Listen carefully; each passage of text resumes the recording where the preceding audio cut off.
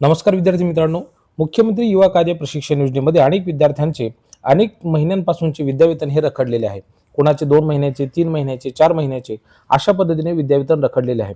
अशा विद्यार्थ्यांनी आता एक अर्ज हा कौशल्य विभागाकडे द्यायचा आहे. या अर्जाचा नेमका नमुना काय आहे आणि त्यामध्ये तुम्हाला काय लिहायचं आहे याबद्दल या व्हिडिओच्या माध्यमातून आपण माहिती जाणून घेणार आहोत. बघा, तुम्हाला एक अर्ज लिहायचा आहे. विनंती अर्ज. माननीय जिल्हा सहाय्यक आयुक्त कार्यालय, कौशल्य विकास, रोजगार व उद्योजकता विभाग, तुमच्या जिल्ह्याचं या ठिकाणी नाव लिहायचं आहे. त्यानंतर विषय लिहायचा आहे. मुख्यमंत्री युवा कार्य प्रशिक्षण योजनेअंतर्गत थकीत विद्यावेतन तत्काळ जमा करून मिळण्याबाबत विनंती. महोदय, सविनय विनंती अशी की मी मुख्यमंत्री युवा कार्य प्रशिक्षण योजनेअंतर्गत प्रशिक्षणार्थी म्हणून ज्या आस्थापनेमध्ये तुम्ही प्रशिक्षण पूर्ण केलेलं आहे त्या आस्थापनेचं नाव या ठिकाणी लिहायचं आहे. या संस्थेमध्ये प्रशिक्षण पूर्ण केलं आहे.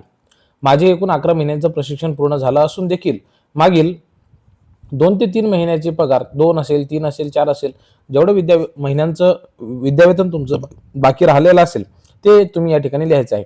या योजनेअंतर्गत नियमित उपस्थिती व सर्व आवश्यक प्रक्रिया पूर्ण करून देखील विद्यावेतन प्रलंबित असल्यामुळे आर्थिक अडचणी निर्माण झालेल्या आहेत.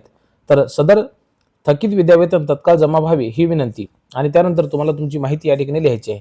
उदाहरणार्थ नाव, मोबाईल नंबर, आधार क्रमांक, बँक खाते क्रमांक, तुम्ही ज्या ठिकाणी प्रशिक्षण पूर्ण केलेलं आहे ते त्या संस्थेचं किंवा आस्थापनेचं नाव आणि मग त्या ठिकाणी लिहायचं आहे प्रशिक्षणाचा कालावधी. आणि हे लिहिल्याच्या नंतर थकीत महिन्यांची म्हणजे तुमचं किती महिन्यांचं विद्यावेतन त्या ठिकाणी थकीत आहे हे तुम्हाला या ठिकाणी नमूद करायचं आहे. त्यानंतर तुम्हाला असं लिहायचं आहे की तरी माझे थकीत विद्यावेतन लवकरात लवकर जमा करून मला सहकार्य करावे अशा प्रकारची विनंती. त्यानंतर आपला विश्वास करून त्या ठिकाणी स्वाक्षरी करायची. नाव, दिनांक आणि ठिकाण या ठिकाणी आपल्याला लिहायचं आहे. अशा पद्धतीचा अत्यंत सोपा फॉर्मॅट हा तयार केलेला आहे.